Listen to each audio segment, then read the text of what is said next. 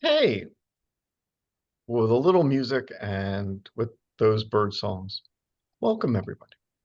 I hope you're having a wonderful night, and I hope you're getting out in such beautiful weather. I mean, it's beautiful weather to hike, but plus the autumn migration, is upon us. So you never know what you're going to see.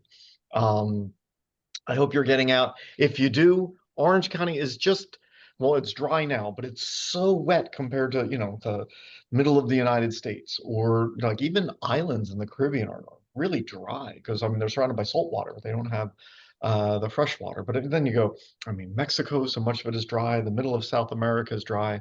And so with these aquatic birds, you know, New York gets much more rain than most areas are accustomed to, even in this dry year. And a number of the Audubon sanctuaries have wetlands like Six and a Half Station, which is close nearby, Long Swamp Sanctuary, Stony Creek has a small creek, Norman Brook has a small brook.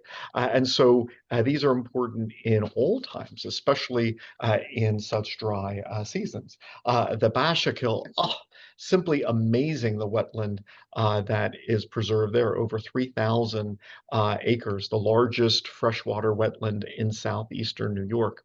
And so a lot of what I've said is somewhere between a 20 and a 35-minute drive from here. And if you were to go bird watching in like New Mexico, just there are wetlands, but they're few and far between. So just the diversity of aquatic birds that we have is truly wonderful in this area. So what I'd kind of like to do is just, if you get out and about, some of the things that you might see, especially at this time of year. And once again, welcome everyone. So um, loons. I'm old, and so I remember in the old days when you had a bird book, first page was always the loons because they were thought to be the most primitive bird alive today after ostriches and rheas. And then the geneticists got involved and they started saying, "Oh no, let's sequence everyone's DNA, and come up with relationships that way." And now loons are no longer quite as deep in the family tree as they once were. But in any case, still very, very special birds. They don't breed here, but they certainly pass through during breeding season. I'm sorry, during migration season. I've seen them in a number of places in our area, and I've even heard them call on a lake in Pennsylvania, not far from here, called Lake Wallenpaupack. It's pretty big; it's 13 miles big. So if you have that CD of bird calls, and the very first call is that of a loon, and you're thinking, "Oh, where can I hear the loon?" Usually, it's New England, like New Hampshire would be a good place. But even like once again in this area, on rare occasions. You could get those. Um, and far more common in this area is the double-crested cormorant. Now, they tend not to be here all summer long, but that can kind of depend on where you are. Like if you're in a lake that has a lot of fish, they can actually hang around for the summer, even though that's not their norm. They get their name because in breeding season, they have some tufts of feathers that stick up here. You can faintly see it in some of these images, but I think that um, and we usually don't see them during the peak of breeding season, and so therefore it's a little harder. They're diving birds, all right, but certainly if we have wetlands here, they have spent much of the past month in the Goshen Sanctuary here, and so it's easy enough to see them. Just a quick salute. Cormorants with this comes up. And I'd like to give a salute to a gentleman named Guy Bradley. If you go to the Everglades, there's the big visitor center in the part of the park called Flamingo. And it's named after Guy Bradley, one of the country's first um, park guides, national park rangers. But he was killed in the line of duty because there was a site like this. Hi, welcome, welcome. There was a site like this, and it wasn't until about 120 years ago that it was illegal to shoot, well, just anything at any time. And a lot of people had spent making their living on killing birds like these for feathers, for meat. And there are stories of where the Everglades now are. They like these little tiny islands. There's this little tiny one. Like I'm in a room at I my recollection is the little island was the size of the room. Well, apparently, like a family of seven lived there. It was just, but obviously they were, living off the seabirds. And when the law was passed that you couldn't just shoot these at random, well, some people protested, and when this park ranger went out to try to enforce the law, he was shot. And so just, a tribute to him, there were cormorants and great egrets, I believe, that he was protecting. And the Audubon Society, their first big bird was the great egret. Like they were like, this bird is decreasing because it's being hunted for its feathers. Wearing them in women's hats was a bit of a fashion back in the day. So I wanted to start off with, we almost lost a lot of the birds that you're going to see in this presentation. I mean, birds in general, but especially the aquatic birds. I mean, once again, the great egret, that was Audubon's #1 bird. The first, park ranger, or one of the first park rangers killed in action protecting them. This was, so it's special that we still have them in a tribute to all of the conservation work has been done. Here you can kind of see those tufts of feathers here in Goshen a couple of years ago, but that's why it's called the double-crested cormorant, if you were curious. Now, they want to get wet, all right, and that's why in many of these pictures, you can kind of see them uh, see them spreading their wings so that uh, they can dry and warm. Here you can see them diving where they can hunt for fish. Now, I played this right at the beginning of the class. I'll just play.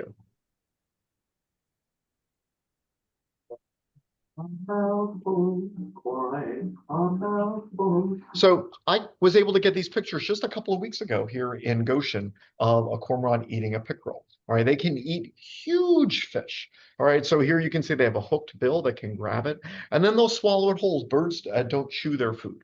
All right, because if they had grinding teeth, that would make them top heavy, and that would be hard to fly because their heads would be heavy. So instead, any grinding that they do of their food, they do in their stomach, especially the second reason called the gizzard. And so what happens is they just swallow their food whole. As you can see here, what hits their stomach is an entire fish, unlike what you would see here. So they need a flexible esophagus to allow it to pass. They swallow it first, so spines in the fish don't hurt them on the way down. Right. And so, it's kind of neat to watch them feed. So I wrote a little song on it and I made a video as well. Now, we know that ducks have feathers that repel water. There's that saying, that water is flowing off of the duck's back. Cormorants don't, nor do they want it. They don't want waterproof feathers. And the reason is waterproof feathers make you buoyant, all right? They make you float. They don't want to float. They want to dive after their fish so they can catch them in deeper water. But then that means they're going to get wetter than a duck would and colder. So you'll see very often that they then come up to the surface and spread their wings so that they can dry and warm up. But their feathers thus are different in that sense. They don't want their feathers to trap air the way that many birds do. They want to be able to dive more efficiently. All right. However, so normal cormorants thus don't repel water in the same way. But then this cormorant even takes it further. If you were to go to the Galapagos Island, this is the flightless cormorant. It only lives in the Galapagos, so it's not trying to fly anywhere. So look, it has greatly reduced its wings and greatly reduced its wing feathers for the very simple reason. It doesn't want to fly. All right, it wants to be very good at catching fish. And so big flight feathers would just, make it more buoyant and would deter from its ability to eat. So that is a flightless cormorant only found in the Galapagos. Now, I hope you can hear this okay at home. Feel free to comment. But I played at the beginning a couple of sounds. So there was that loon call, and a couple of the next birds, you hear them more often than you see them. So here's a grebe.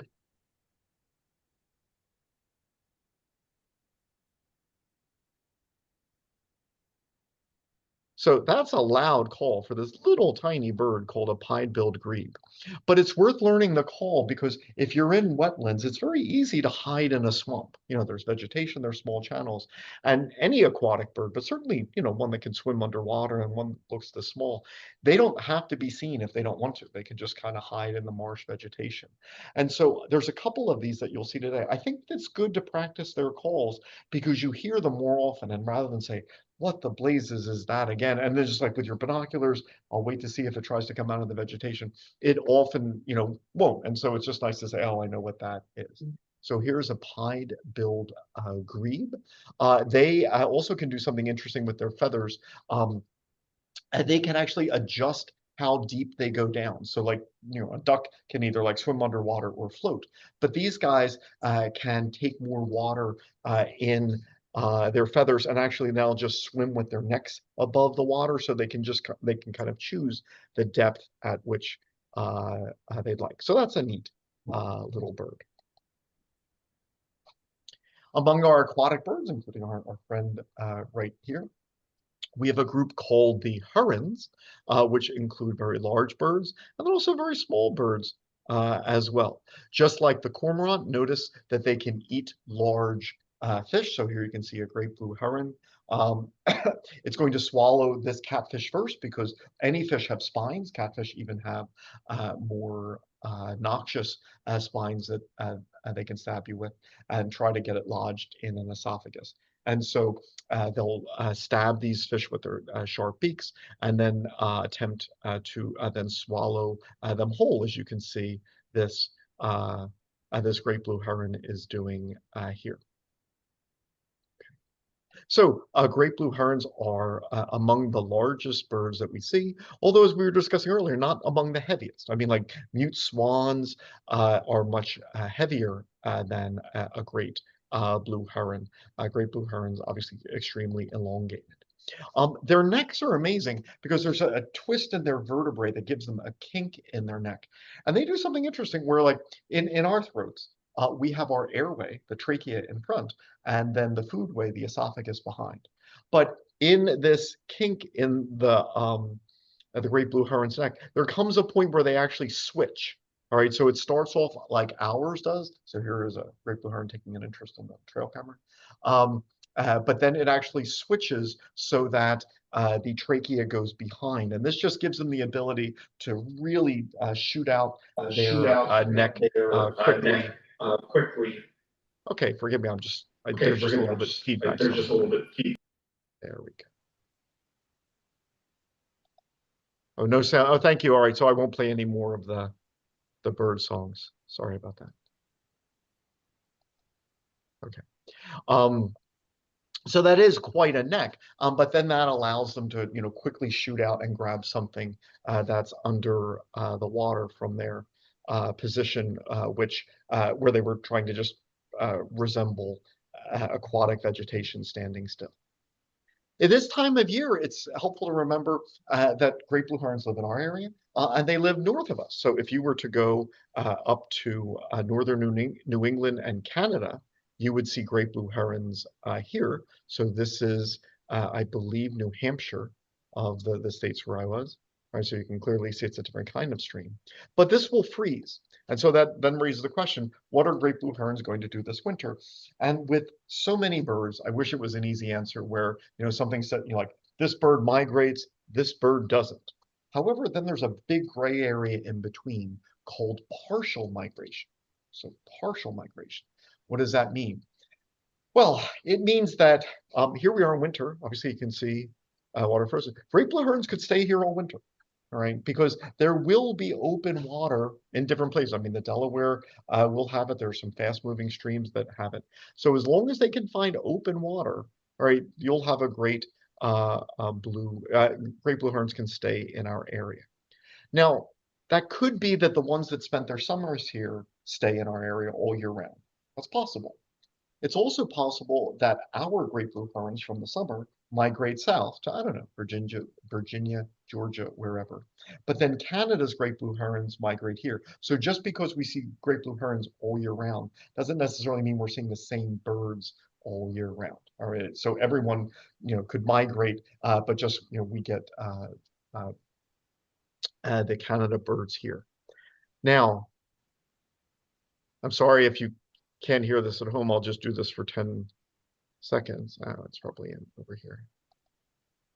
But if you want to go home and listen to songs about the birds that we talked about today, right? One of the things that this song tries to make clear is that great blue herons can go hunting at night.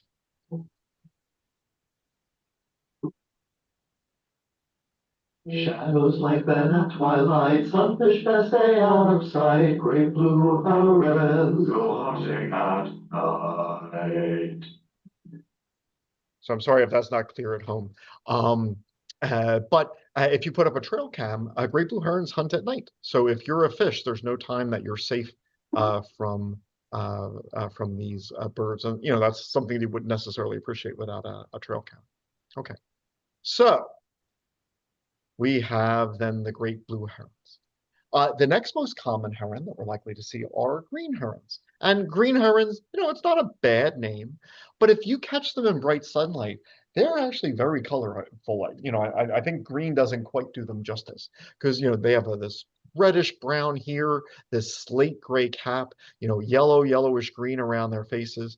But if you can, so, there's some, reddish green there. I'll talk about their mohawk in a second. But then if you can look at their plumage on their wings, there's like an iridescent green quality there. So they're actually quite colorful. A lot of birds have crests, but crests can be changed. I mean, just like, me or a cat or a dog, we can raise our hairs or lower our hairs, that there's little muscles at the base. Well, the same thing applies here. So here you can see the feathers don't always have to stay like that, but there's feathers in the skin. They can raise them. Before I go on and show the other positions, here, if you just look at the wings, there's a lot of colors there. I think, a lot of people don't appreciate just how colorful green herons are.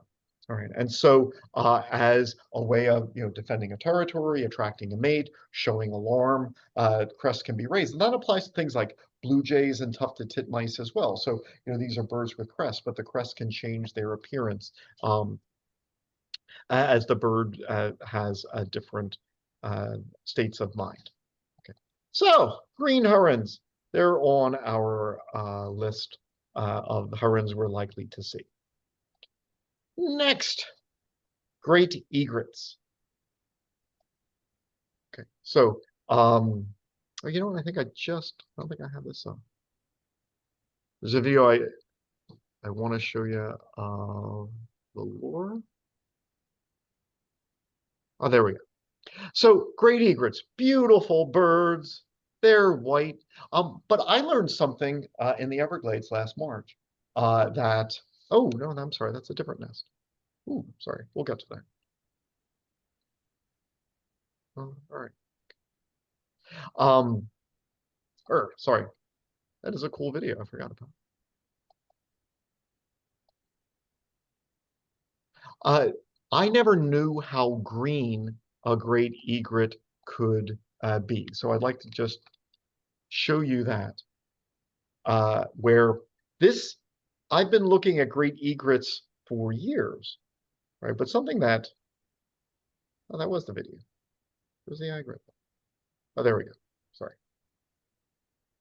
I never knew just how green that they could be during mating season. The skin that can be called an egret, or I'm sorry, that could be called a lure.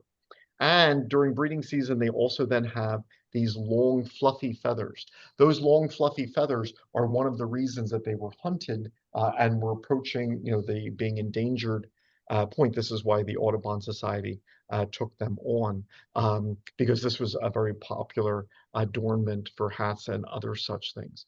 So here we could see a couple in Goshen earlier this spring. So even if great egrets in spring, the fluffier feathers, and then even that green lure, that is something that you may not be used to. Now there are more white birds, all right, and I'm going to go through the white birds, but if you go down to the Everglades, like there are like a whole bunch of white birds that you have to learn the difference between. So there are smaller egrets as well called snowy egrets. They also have those fluffier feathers here, and they have yellow feet. So if you see black legs and yellow feet, those are typical of the snowy egrets. We can occasionally get them in this area, but in New Jersey, they would be fairly common if you just traveled a little farther east of us. Okay, I'll talk about the immature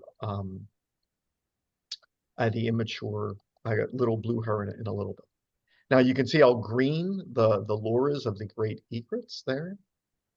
I'm just like, look at how green that is. And that was, I thought I was wondering what species of bird has that, and it's just something that great egrets typically do during breeding season, and I just usually don't see them during breeding season. And I'll talk about that in a second. I talked about great blue herons. Does anyone know what this is? That's a great blue heron. But see, here's where we start getting into issues, and I don't want to start arguing. At what point does something become a different species?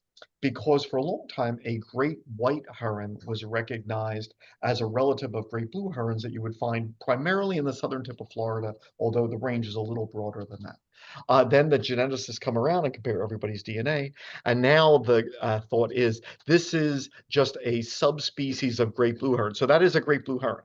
All right. It's just a subspecies of it. And they're all white. All right. And if you want to see them, go down to the southern tip of Florida and you can see those. In fact, something I was lucky to see, what happens when a great blue heron has, mates with a great white heron, the subspecies you just saw, we get this one, which even has its own name called Werdeman's heron. All right, so also a great blue heron, just a hybrid between the two subspecies. Notice, it doesn't look, as dark as a great blue, um, but certainly uh, darker than the white version of it. All right, so those are neat. Before we leave the great egrets, just a thought. Migration varies. So great egrets, their migration is not necessarily what you think it is. So they breed in mostly coastal New Jersey in like this latitude. And now when I think of migration, I think that, oh, they'll like breed until it starts getting cold and then they'll fly south.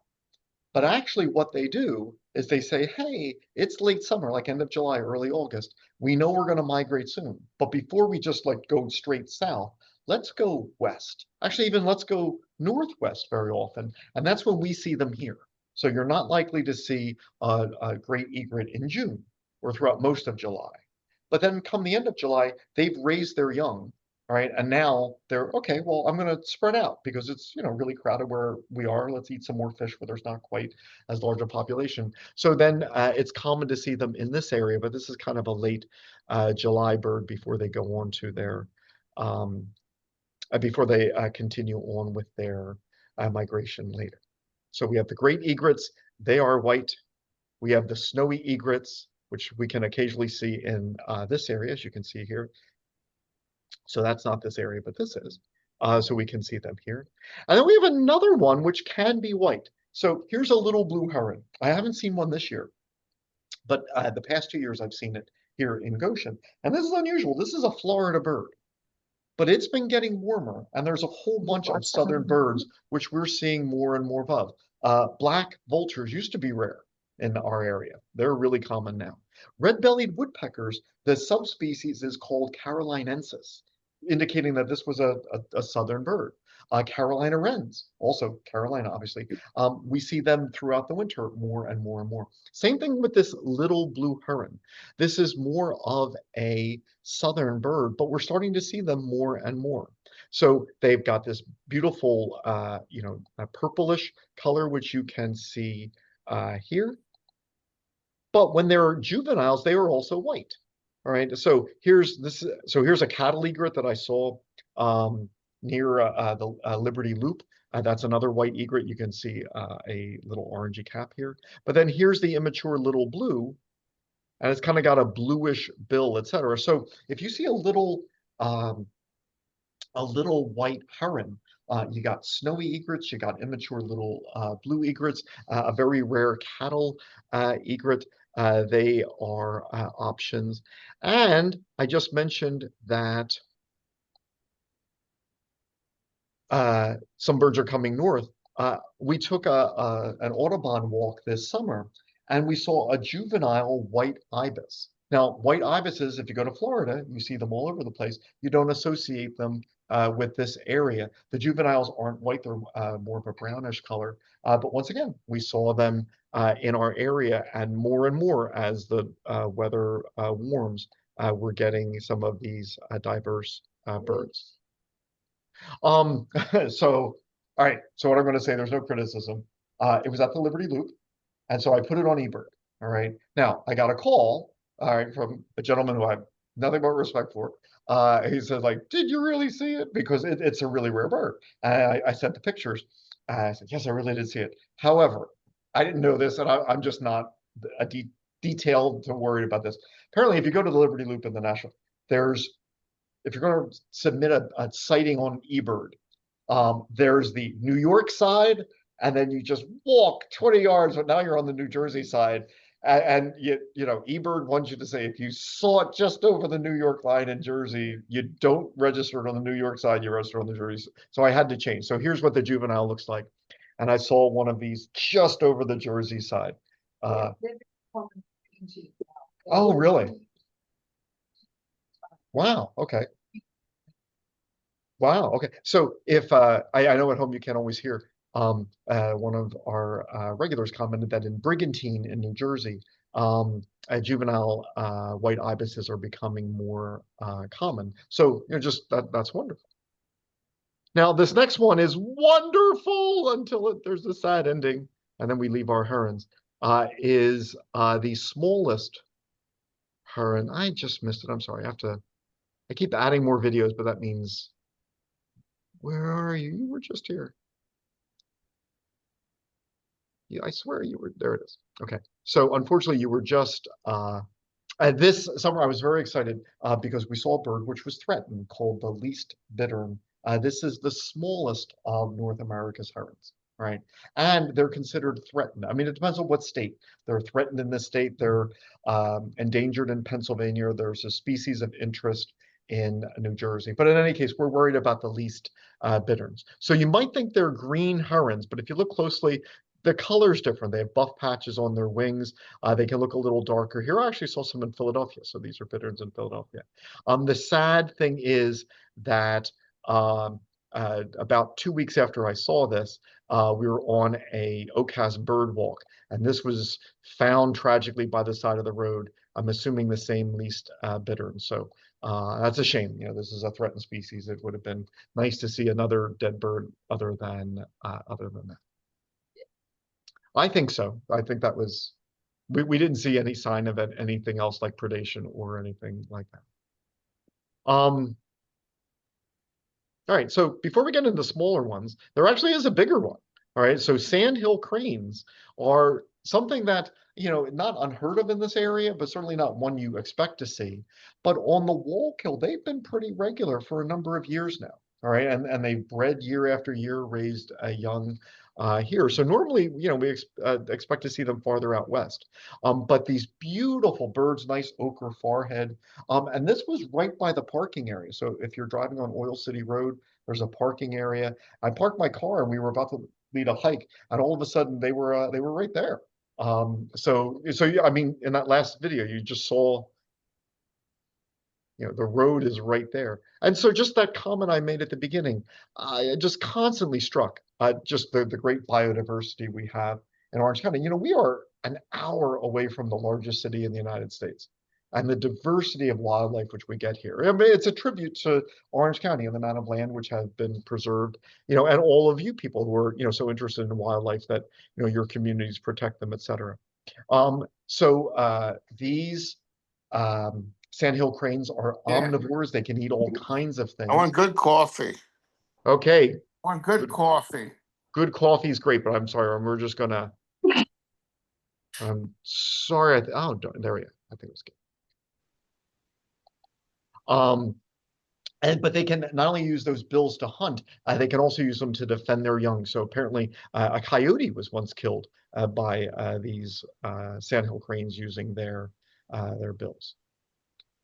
So, as you go out dancing after this class to all of the bird songs in the playlist,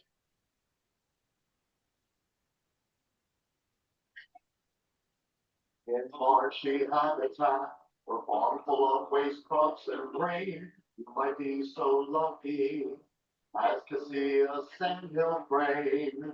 okay, so we got songs on those too. But now the aquatic birds start getting small. Of the other diverse species we see here, we have rails. Now, we don't see rails often. And that's at the beginning, I started playing a whole bunch of songs. And I like listening to the bird songs of those birds I played at the beginning, because as you can see here, it's going to be really difficult to AC that if you're trying to photograph it. I mean, there's so many weeds that this thing can hide behind. So listening to things like bitterns, like coots, like gallinules, like grebes, like rails, knowing what they sound like is valuable because you have to be really lucky to get a good look at one. There's a saying as thin as a rail, and you would, get that idea if you could see it because, it's blending in with this marsh vegetation. So it has a rather thin body. Okay. Now, apparently, the Mearns Bird Club went to a 6.5 station for a bird walk this weekend, I was told, and they saw greater yellowlegs, which is wonderful because I saw it in the spring, but I have not seen it yet this fall, so that's great. So this bird is called the greater yellowlegs, and when you see its long yellow legs, you have why. It looks very similar to a lesser yellowlegs, which you will see in a second. So having long legs is certainly good if there's muddy, terrain because you can walk, you can sink in the mud, but nevertheless, your feathers are above water, and this allows you to feed on, all of the little crayfish and water bugs and tadpoles and baby fish, etc. Right. Now, because this looks so similar to the lesser yellow legs, if you're wondering how to distinguish, it is hard. The bills have a slight upturn to them, right? It's very slight upturn, and the bills are a little bit longer than what you would see in the lesser yellow legs. And the ankles are a little more swollen. All right. Now, what I mean by ankle is this. Now, I know a lot of you would say that's the knee. It looks like the knee. The knee is actually right there. All right. So this bird has a foot that looks a lot like yours. All right. So your knee bends like this, and then you have a flat foot. So if this bird were to hold its foot flat like that, you would say, oh, that kind of looks like my leg. It's just that their toes are so long. So birds in general, but especially these groups. So it's the ankle, which is partway up their leg. And um, um, and that's what's swollen. There's a song once again. So you've got all of these songs you can listen to at the end. Just play 10 seconds of this.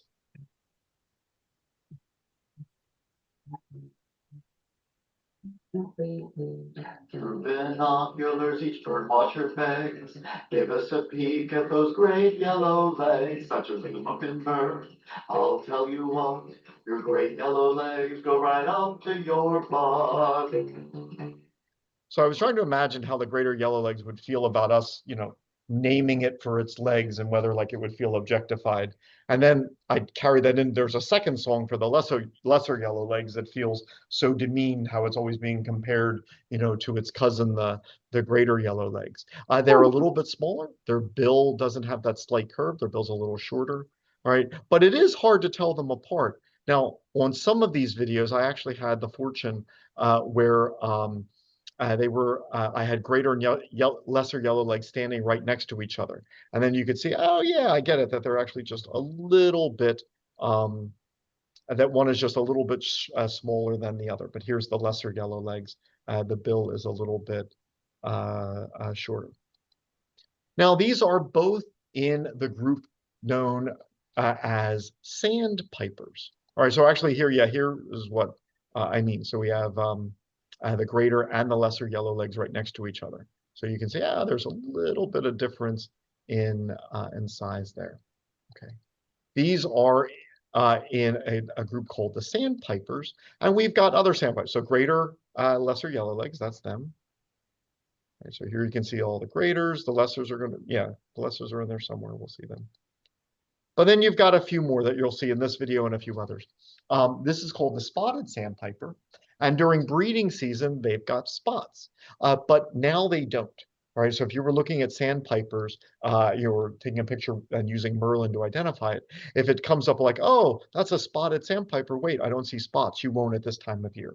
Just like, the green heads of mallards are a breeding plumage, and they don't have that until recently. They're actually getting it right back now. The same would apply to the spotted sandpiper. Here's a solitary sandpiper, which we see here. So here's a solitary sandpiper. So like the yellow legs and overall, but can you notice not long yellow legs? They kind of look more of an aqua green, all right, not quite as long compared to the rest of their body. So good. So I'm sorry, the question, where to go birding at 6.5 station. There's two sides of it, and I try to hit both. The Heritage Trail is nice because it gives you such an open view of the wetland, and so like a lot of these birds, you can see here. But a lot of the yellow legs footage that you see here was actually from the other side, where I go. You can walk on managed trails and get close to the water, but sometimes I'm not asking you to do this, but I often get very muddy when I'm out in the woods, especially at 6.5. I'll go close to the water, even though there isn't like a good trail there, and that's where I get some of these as well. So I get good birds. I'm sorry, here's that spotted sandpiper that doesn't have any spots.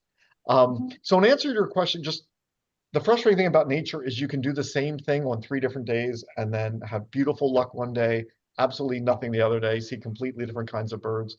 And I'll remember that, I'll be like, oh, going on the Heritage Trail side, the paved side, that's where I saw the little blue heron. Oh, that's where I saw these things. But then I'll go on the other side and then I saw a black-billed cuckoo, or I saw the blue-winged teal. And it just, and then I'll go both and see nothing. So they're both great. They both can be amazing, but then, both can have off days where you don't really see much of anything.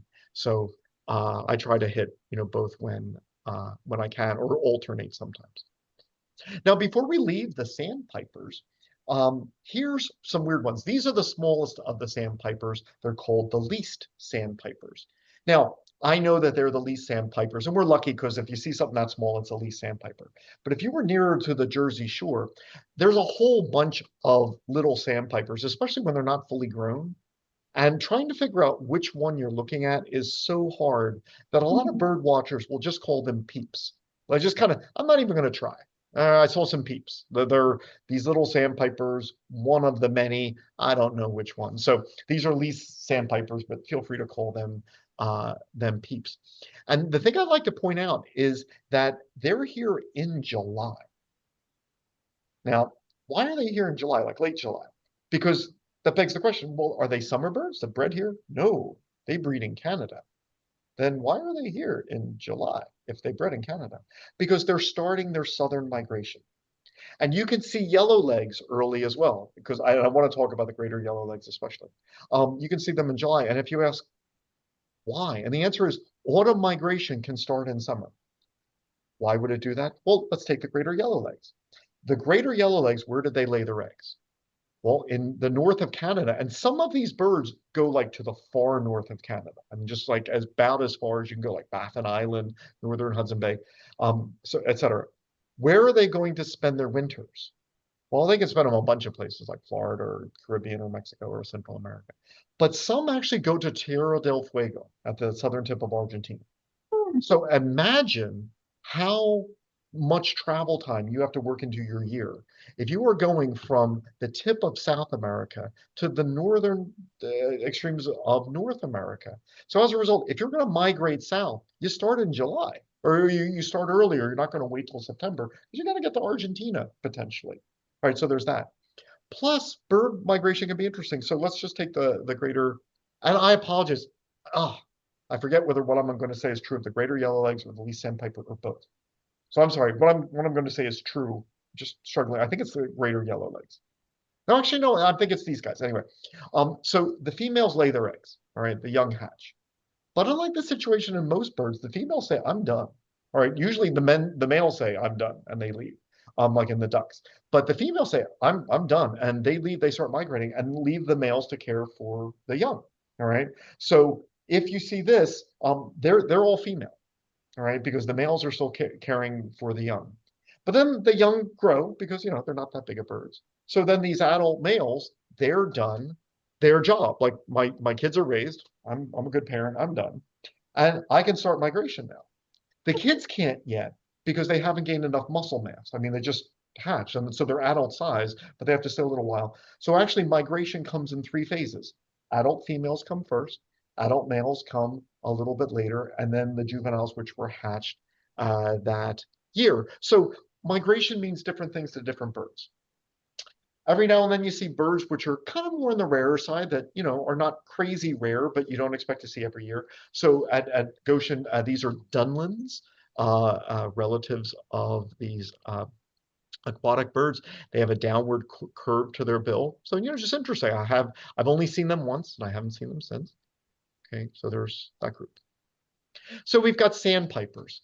We also have plovers. So plovers obviously are feeding differently. They don't have that long bill that the sandpipers have.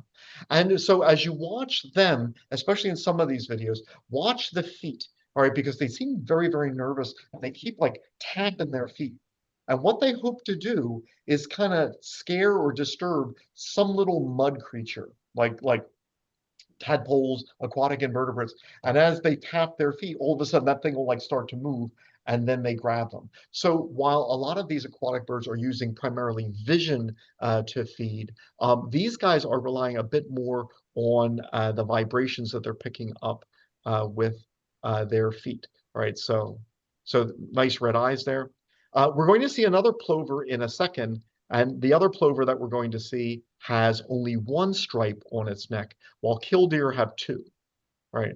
Yeah, so if you notice, it keeps tapping its feet, right? We'll see that a little bit more over here, all right? And that's how they're trying uh, to hunt, right? But notice the two stripes, that'll tell the killdeer. Killdeers are not, in any way dangerous to deer. It's just that the sound that they make kind of seems as if that's, what they're saying. Now, does anyone know what's wrong with this killdeer that you're going to see flailing around in just a second? We'll give it a second. All right, so Fairness. right, very good. Yeah, so that killdeer looks damaged or hurt or whatever. Well, actually, that's a brave parent. All right, so that brave parent has spotted me near the nest. All right, and the brave parent is essentially saying, "Oh, poor me, I have a broken wing. I'm so wounded. I'm such a helpless prey item. You dangerous predator. I hope you don't chase me," with the idea that I will then chase this. But as I chase that bird, I'm getting farther from the nest, and thus it's protecting its young. So this is a neat display that killdeer can give. Now, killdeer can stay with us all summer, while a few other plovers might migrate through. So this is one called a semi-palmated plover I saw last year. I did not see this year. But notice it only has one black stripe instead of the two that you would see on killdeer. All right, so there's a semi-palmated plover. With all of these birds, I mean that's the trick. I'm learning, and I still have so much to learn. But the rule is like if you see a plover, how many stripes do you see on the neck? Because two, it's a killdeer, and one, it could be a semi-palmated. Or like you see a swan, what color is the bill? Is it black or is it orange? So just with each of these, there's the question that you ask. Like when I see this kind of bird, what color is the bill over here? Like here's the question that you ask, and it just it takes you time to learn what each group's main questions are. Okay. Couple more aquatic birds. These were some of the sounds that I played at the beginning. There are coots and gallinules. They swim like ducks. They kind of have a body shape a little bit more like chickens. And if you can see their feet, which we can see in a couple places, their feet are really wide. The reason is because they walk in mud. You're gonna be seeing this because A, it's true in general. But both last summer and this summer were so dry. Last summer drier than this one. And so the wetland of 6.5 Station was a mud flat. Now, that's bad for some birds, like ducks. I mean, they want more water. But other birds love mud flats. And so, in any case, so these birds, they're adapted. Their toes distribute the weight of their body so much that they don't sink. And in the next one of the next videos, I'll go through it. I had tracks of like Canada geese. The Canada geese were walking in the mud and they were not happy because they just sank really deep with each step. So that they step and they sink deep and they work themselves out. So they were just miserable. Whereas these the coot and the next one, the gallinules, they were actually distributing their weight rather well. So big toes and big feet help you. There's another bird I used to see in South America, the jacana, that walks on lily pads because its toes are just so big that it steps on a lily pad and it doesn't sink. So here is a coot, and its relative is the common gallinule.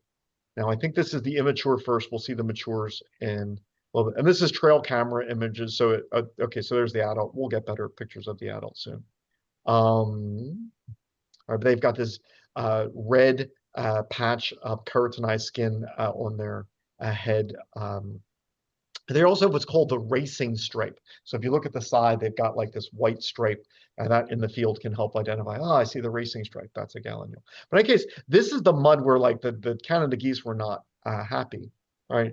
But this one isn't sinking anywhere near as far as that, and you can see how wide the feet are. So this was an immature gallinule, which was raised last summer at 6.5 Station. Okay. Yeah, and so with trail camera images, a bit more from so there you can see it running around. All right, moving on. Gulls. Now, when I grew up, I associated gulls are, from the ocean. So that's what I associate with sea. And certainly a lot of them do love the ocean. But then at a certain point you realize, wait a minute, here's like a gull on the grass or at the garbage can, or here we are in a Middletown parking lot and we're far from the ocean. What are they doing? Just because seagulls often are by the ocean doesn't mean they have to spend their whole lives there. And some seagulls will be inland their whole lives. So some seagulls never see the ocean. So, seagulls often by the sea, but they are not crazy unusual in this area. We get two common gulls. One has a black ring on its bill and is called the ring-billed gull, as you might guess. And they are especially common here in winter. All right. And so as we start to lose a lot of our summer diversity, but you're going to the Bashakil, you're going to 6.5 Station, you'll see more and more gulls. All right. And so, one of the ones you'll see are the ring-billed gulls here. Now, before I go, this is a comment. I was kayaking on a lake in Pennsylvania in the spring, and if you know this lake as I do, there comes a time of year where there are just bugs everywhere. They're not biting, but they're just bugs because they're forming these mating clouds, these huge clouds of bugs where they mate. And then like they only live a couple of days, and then their just bodies are all over the water. Now, gulls try to time their migration to hit that because you just got free food littering all over like all these bugs just mated and died. Look at them all. And so the gulls, they figure if I can make that, then I eat as much as I can. That gives me all the energy I need for the next stop on my migration. But also now I'm going to lay a lot of eggs, defend the territory. Like I'm a nice, healthy um, gull. But this gets into climate change because there's a lot of that in nature. Right? Come spring, there's timing issues. Like the trees are thinking, when do I want my leaves to come out? The bugs are thinking, ooh, I want to hatch right when the leaves come out because they haven't made their toxins yet. And the birds are thinking, hey, when I come back from my migration, I want to be hitting the area right after the bugs come out. So everyone's trying to get the perfect timing. But now the climate's shifting. Right, so that's going to throw off everybody, and it's really going to hurt the ones who have migrated far away because the Georgia birds, they know it was a warm winter. All right, so they can maybe adjust, even though they're not in New York, they can kind of guess right that it was a warm winter and come up. But the ones which are in Costa Rica or in Brazil, They had no idea that we had a warmer than average winter, and the plants are going to do their bud break early, and that means the bugs are going to come out a little bit early. So they're planning on migrating at a certain time, thinking I'll get this many calories to, get the next leg of my journey because I'll lay this many eggs, etc. And all of a sudden they miss their window. All right, and they get less energy. They're less likely to survive migration, likely to lay fewer eggs, etc. So that image of the gulls, they're trying to hit that migration, those bugs, but those bugs are doing that for like a week. Each one's going to live like 2 days, so you can miss that in your migration route. Um, so moving on into another group, these are snipes. Now, when I was a kid, we did this same stupid thing that I'm sure a lot of you did at camps where we went, took friends snipe hunting in the dark, et cetera. And we're like, oh, ha, ha, what a funny joke. And then I realized, wait, there are snipes. So here are these really long bills. All right. And then so more common to see in the evening, but every now and then you get lucky, like here at 6.5 station. And if you've ever seen them fly, like, so I was lucky that they weren't bothered by me and I could get pictures of them. But if you happen to startle them, they, go up in the air and they fly very fast and they weave around as they fly. So if you're trying to get a picture of them, just you're not going to do it.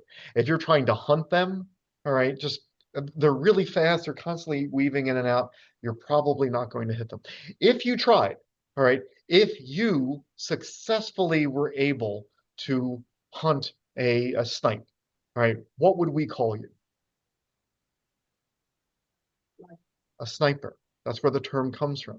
It is so hard to shoot this fast moving, weaving bird. The only ones who could do it would be marksmen. And so if you could shoot a snipe, you were a sniper. That was a badge of some renown that showed what your marksmanship was. Now, they have relatives, which aren't quite as aquatic as they are, called American woodcocks. There's some stuffed ones on the table right here. Um, Now, they look very similar, all right? They also make these sounds, and at home, Woodcock,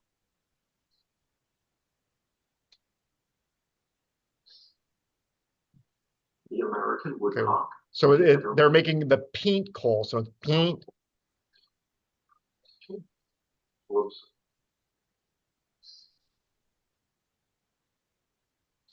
Okay. So these birds hunt at night, all right, and they walk on the ground and they're camouflaged. So to be honest, you're probably not going to see them. But in spring, so like February, March, woodcock walks. If you look, the Audubon Society holds them. Lots of organizations do. That's your best chance to see woodcocks, because now the males are going to be doing this courtship, and they just make these calls, ping, ping, ping, and right around sunset you can find them. Now, they like to feed on worms, earthworms, so they stick their bills into soft mud. But you can imagine that you're now vulnerable to predators. Like if I'm got this long bill that I stick in the ground, I mean, there are things that eat birds. All right, so I'm in a vulnerable spot. So if you look at those eyes, no other bird has eyes placed as far back as American woodcocks do. In fact, they have reorganized the structure of their brain so that the eyes can go farther back, and now a part of the brain called the cerebellum is now underneath that. So that is quite the rearrangement of the skull. And once again, if anyone wants to look here at the models that you'll see on I'm sorry, the stuffed birds on the way out, you'll get an idea of this. These are the best pictures that I have because one, they're coming out at sunset, and obviously I could put on the flash and take good pictures, but that would make it good for the pictures, but be bad for the birds. So sorry, this is as good as I have. Okay. Um, so that was most of the birds. Just um, a couple other thoughts. If we're talking about aquatic birds. We are very close to New Jersey. So there are birds that might get seen very rarely here, but especially as you go into eastern Orange County, you start getting near the Hudson. Now, your brackish water, the Hudson gets a little farther south. So there are things you might see more commonly. And so there are more aquatic birds out there. Not necessarily that you're going to see in Orange County or certainly not commonly. But some of you travel to New Jersey. I just took a wonderful trip to Cape May this weekend, and I'm thinking of going again in a month to get more of the shorebirds. And just if you enjoy birds, you don't have to stay in Orange County. And if you go to New Jersey, only a couple of hours, then there are a few other things that you might see, like there are whimbrels. Here is the American oyster catcher, right? And just very distinctive bird. Now, the thing about oyster catchers is if you're going to try to eat a clam, uh, hard. So what you want to do is you want to like surprise it and like shove your bill in the clam so that you can force it open and cut the muscles called adductor muscles that they use to snap the shell shut. And if you're not good at that, like if you don't do it well, the clam now closes its bill, its shell on your bill, and you can't get it off, and you starve. All right, so that's this interesting bill that they have. They're good at eating those shellfish, but there is some risk involved. Okay, I've got more um, songs. Okay, yeah, didn't do the second goal. Okay, I forgot our second goal. So in winter, when you look at gulls, these are the two that you're most likely to see. There's the ring-billed gull. But if you notice, this one's bigger, all right? Instead of having a black ring on its bill, it's got a red dot there, pinkish legs instead of yellowish green legs. And if you ask what they're standing on ice. All right, so once again, winter is going to be our good place to see them. This is known as a herring gull. How can they stand on ice? One of the adaptations that they have, in addition to other birds, is they change their circulation so that they send less blood to their feet. If they send blood to their feet, they would lose heat because their feet are freezing. All right, so they're just their feet get very little um, circulation the as an adaptation to deal with the extreme cold. Now, all throughout this time, you have to worry about things. So bald eagles eat a lot more than just fish, right? And so when I go out in winter, every now and then there'll be a bald eagle, and the bald eagle starts to fly, or maybe one of the hawks starts to fly, like a harrier or something. All the gulls take off, right? Because you might say, oh, harriers are hunting for mice, or bald eagles are hunting for fish. But those birds of prey, they'll go after the gulls, and so the gulls all take off if a bird of prey comes nearby. So once again, so goals might be something that you can get a handle on. And I hate to be judgy on birds, but one of the things I'll say is there are days where I'm not in the mood for sparrows, or at least when I was, I didn't know them as well. They all just look the same, and I'm like, I don't know my sparrows. Um, but then winter came, and then I just wasn't seeing as many birds. And then I realized, oh, why don't I take this time and learn my sparrows? And the same thing with gulls. Like, in warmer weather, like if you were to go to the Jersey Shore, there's a lot of different kinds of gulls, including gulls we don't get that commonly here. So here's one called the laughing gull. And that can be overwhelming. Like, like, do I really want to learn all these gulls? Because like many birds, there's juvenile stages. So like if you look at a gull, what is it?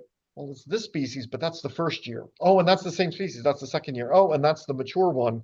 That's a lot. But in winter, maybe you're not seeing as many birds, and maybe you say, you know what, maybe I'll take the time and maybe I'll learn my gulls now. So just an option. There's always something to learn here. um One of the videos, I'm not sure that I can find it, but it was here somewhere, was earlier this spring. Were they here? Oh, it's here somewhere. There were mute swans sitting on a nest. But then I noticed great egrets hanging around. I'm like, oh, wonderful, great egrets. And then I realized that I don't think the swans liked the egrets, because egrets can eat eggs and egrets can eat baby, waterfowl. And so the swans were staying on their nest in the vicinity of the great egret because that was a potential predator. And that's funny, you just see white birds and you're like, oh, pretty white birds, I bet you they all get along. And they don't. It was the big swans were, I'm going to defend my nest against these things. Two last birds are, once again, we live in a beautiful area, but if you just travel a little farther south, there's other birds, especially, I know a lot of, people, you might visit Florida, you might have family there, you might spend part of your winter there. You can see another gallinule, not the common gallinule that we have, but purple gallinules. Obviously, beautiful, colorful birds here. Also with those big feet, see it walking on the lily pads, something that like a duck couldn't do. All right, but here, if you're in the Everglades, you can walk on lily pads. There's a whole bunch of prey items which are now available to you that otherwise weren't. Uh, the roseate spoonbill, beautiful bird, like flamingos. It gets its pink color from the shrimp-like organisms that it eats, which are in turn getting their color from the algae and the pigments in the algae. So these are beautiful birds. I end with my only song I've ever written in Spanish. I need to fix that.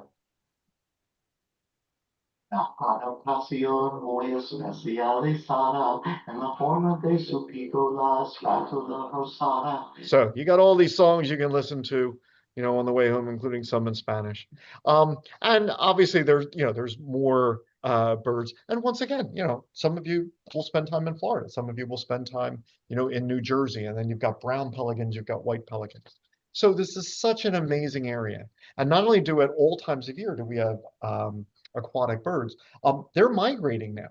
All right. And Cape May, where I was just this weekend, beautiful for warblers this time of year.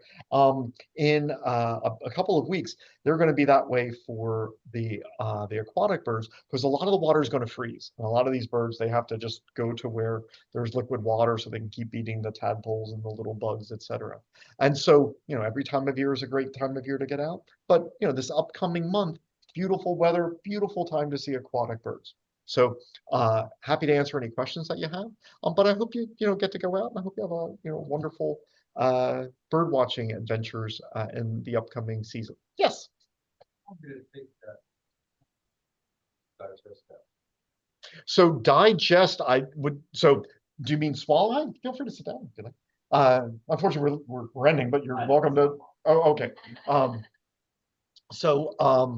Swallow it, which may be what you asked, was maybe a minute to two. I was just like stop to get all of that. As far as digesting it, it's going to go in the first part of their stomach called the proventriculus first. And that's where the acid digests like the scales and the bones. And then it goes into the gizzard. Now, gizzards in birds can be really, really strong. Like supposedly, turkey gizzards can crush walnuts. Now, if you ever try to crush a walnut, that's beyond me. So, hats off to the turkey gizzards. But fish really aren't that hard. Like once they soften up the fish and the scales, the cormorant gizzard doesn't have to, grind the way that like a seed-eating bird has to grind. How long it would take to digest from there, I think it would depend a lot on the size of the fish. Like, they can eat a fish that's a quarter of the size of their body. So that might take a little while longer. And they can then regurgitate anything that they were unable to digest. So that's like every now and then a pellet will come up. But as far as that digestion process, I think it is fast because I remember reading this. Like if you're a bird, like you're like, oh, just ate this huge meal, let me digest. No, because you can't fly, or you're too heavy. And that now, I mean, there's predators all around. So you actually you try to make this as fast a thing as you can. And so that's the best I can do on the answer. I like ours is 1 to 2. I don't think they get much worse than that. There are a couple like there are like vultures, like there's one in Africa that like just digest bone, like the bone just dissolves. So like I forget which buzzard that is, but like crazy acidic. But other than that, I don't think most birds go too crazy on the acid level.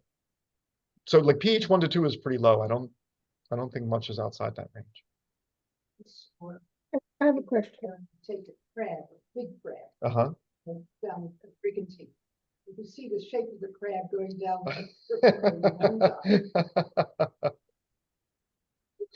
That's neat. Didn't look too happy, but I guess it was good. So at home, I know you can't always hear the comments. Comment was a great blue heron was seen at Brigantine Preserve eating a crab, and you could see the shape of the crab go down the throat. Anybody else on final aquatic bird stories or questions? Yes.